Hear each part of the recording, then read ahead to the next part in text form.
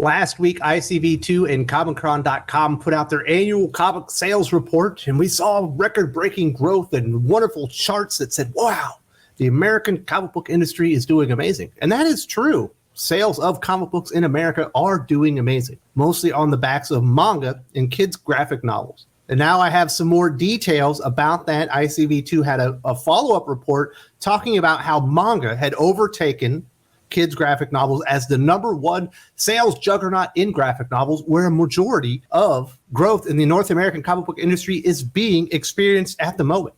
We can see that by this chart right here from ICV2 and Comic-Con.com. You can see between 2016 and 2021, there is a very slight uptick in sales for comic books, also called floppies, also called pamphlets, and you can see extraordinary growth in graphic novels. And another thing to consider regarding 2016 to 2021 being rather flat is the large price increases that we've seen from DC Comics specifically, but also from Marvel. Every number one comic issue is a $5 comic book nowadays. Anything that's a milestone is at least $7, and a nice fat juicy milestone is $10 now. So there's been large scale increases as far as the price of those floppy comic books, those pamphlets. So the volume is likely dropped dramatically as far as sales, but there has been at least some growth as far as dollars within comic books, but it's all being driven by graphic novels. And we know a lot of that is manga, a lot of that is kids' graphic novels, and I'm going to show that to you here in a moment. But I want to give you some context to just how dominant manga are, not only in North America, but on a world stage. Sales of North American comic books in 2021 were about $2 billion in total, and that's a large number. That's the most in the history of the North American comic book market. But when we look at comic book market sales in Japan, we see their sales are $675.9 billion with a B in yen. Obviously, that's not dollars. You convert that to dollars, and it's about $5 billion. So about 2.5 times larger than the entire North American comic book industry. This is manga sales in Japan.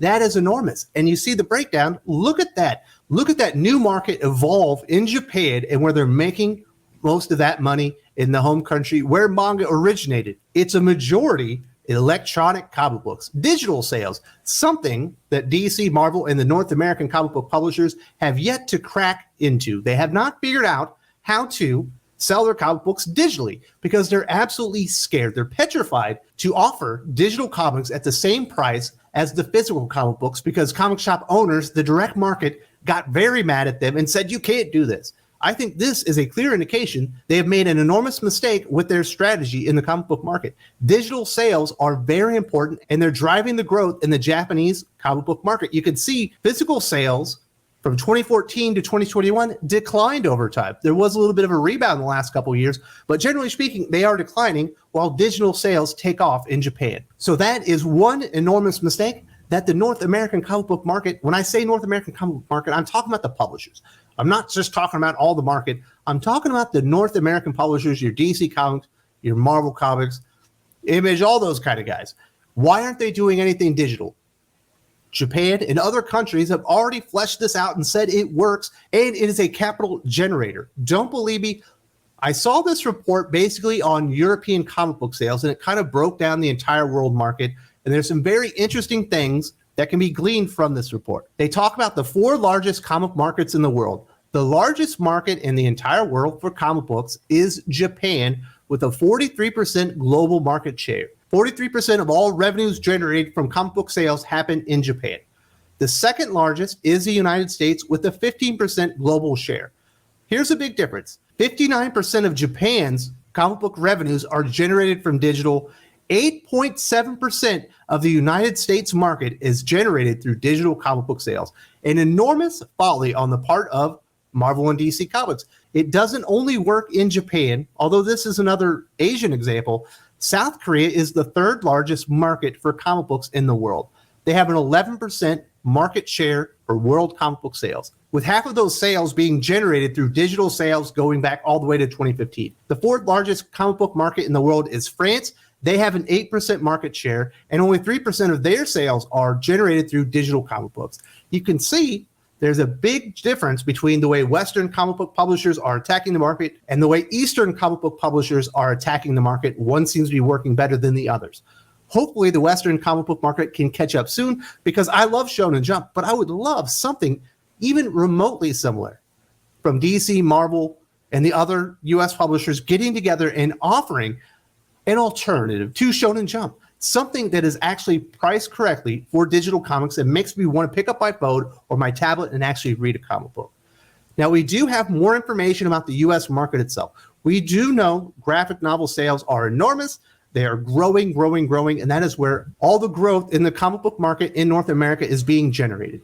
And it is not only being ruled by manga, it is being absolutely dominated. Look at this. Manga sales grew an enormous 134% over 2020 sales in 2021. That's in dollars. Author comics, 45%. Kids graphic novels, 37%. Superhero graphic novels, DC, Marvel, and those types of publishers, the lowest at 25%. Everyone else has more growth going on amongst the four major categories in North America. And keep an eye on that author category. Back in the day, that would have been a lot of self-published graphic novels and stuff like that, a lot of autobiographical kind of stuff. But now there's a category within this author category that's blowing up, and it's all being driven by Webtoon. I'm sure you've heard of Olympus Lore. I'm sure you've heard of Solo Leveling. Webtoon has 72 million worldwide active users on their platform reading comic books, and they are releasing them as graphic novels. They aren't growing as fast as manga, but they are growing at almost twice the speed of superhero comic books. DC, Marvel, and the rest of the North American comic book market, outside of kids, is about to become the last paced publisher in 2022. I guarantee it. Let's look at those numbers. Of the market share, manga was not number one last year, but now they have a commanding 43% market share of all graphic novel sales in North America. Kids sitting very firm at 27%. You can see manga was able to leapfrog them by a lot because of their 134% growth year over year from 2020 to 2021. And it looks like that growth is continuing. Will it still be 134%? Absolutely not, because the 2021 market, the bar is set from those sales there. So 2022, the growth is going to be less as far as percentage, but it might be the exact same dollar amount, and it's still going to be tremendous. And then manga would have over a 50% market share in North America quite handily. You can see superhero graphic novels, 16% market share. This used to be absolutely dominated. I do mean absolutely dominated by DC and Marvel Comics and the rest of the North American comic book publishers, who are lagging behind pathetically and cannot seem to understand the new market that has emerged in North America. They are sitting just above the author category at 16%.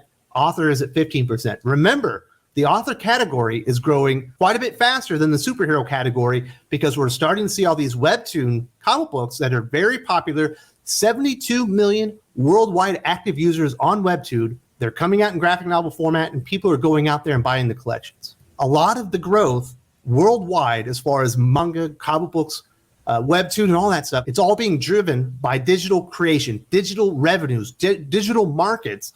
And the US market, DC, Marvel, Image, all the other publishers are virtually non-existent in this market, while everyone else is growing by leaps and bounds and taking over the market and essentially pantsing DC and Marvel in their own market at their own game. They're just sitting there with no strategy whatsoever. Webtoon is only going to get bigger. Manga is only going to get bigger. And as we've seen, DC and Marvel, there was some growth over 2020, but really, if you look at the sales, they're pretty much flat over the last 5 years. Not a lot of growth from DC and Marvel and the other North American superhero publishers. And guess what? When you look at their graphic novel sales, it's the same 30 comic books. It's the same 30 titles every single month. For the most part, maybe there will be something new that comes out and spikes for a month or two, and then it falls off, and it's The Killing Joke, and it's The Watchmen, and it's Infinity Gauntlet. It's the same exact stories that have all been created with like 10, 30 years ago and are dominating sales for DC and Marvel. They're not creating compelling stuff that people want to go out there and buy in trades. And the increase in floppy prices is making people wait. They're going, you know what? It's too expensive. Let me wait on the trade. And when the trade comes out, they find out the story was disappointing, and they just skip it and they go buy another manga. Things are much worse than you could possibly imagine for DC and Marvel. They are getting lapped. They've essentially ceded the North American comic book market to kids graphic novel creators, into manga in Japan. And it's certainly going to be taken over even more by Korean creators, manhwa. That stuff is coming here too, and it's very popular. Everyone wants to look at that graph and be like, oh my goodness, look at that. The comic book industry is doing better than ever. Yeah, comic sales are doing better than ever. Unfortunately, not a lot of direct market retailers are experiencing those record amount of sales. Now, there are some out there, but most of them, because they're selling floppies and they're invested in the direct market and new comic books, they're not experiencing these growths. Amazon is. Barnes & Noble are. Walmart is. I don't want to see those people be the only ones to really make a lot of money on all this amazing growth in North America. I want to see the direct market get in there as well. And I want to see Marvel and DC do something. You have to recognize the market's change, and you have to come up with a new strategy. You're already writing for the trades. Why don't you come out with some graphic novels and actually promote them well? And if you want to make some kids' graphic novels, they don't all have to be LGBTQ, slice of life, coming of age stories. Kids like superhero stuff too. They don't all have to be the exact same thing, which is what essentially DC's strategy has been. So you think about, hey, manga is dominating, in North America, but it's dominating worldwide. When you look at those European sales of that report I have, they never once mention American comic books. When you go and look at manga sales in Japan, they never once mention American comic books. If you go and look at a sales chart in North America, they mention manga first. It's far worse than you could possibly imagine. DC and Marvel are just shrinking and shrinking and shrinking as far as their relevance within the comic book market. And DC and Marvel could learn a lot from manga in the things that they have done and the strategies that they have brought to the North American market, but they have yet to. I had a good conversation with Perch where we talked about all the things that manga had taught DC, Marvel, and the rest of the North American publishers, and they pretty much ignored to this point. They can't stop ignoring it much longer.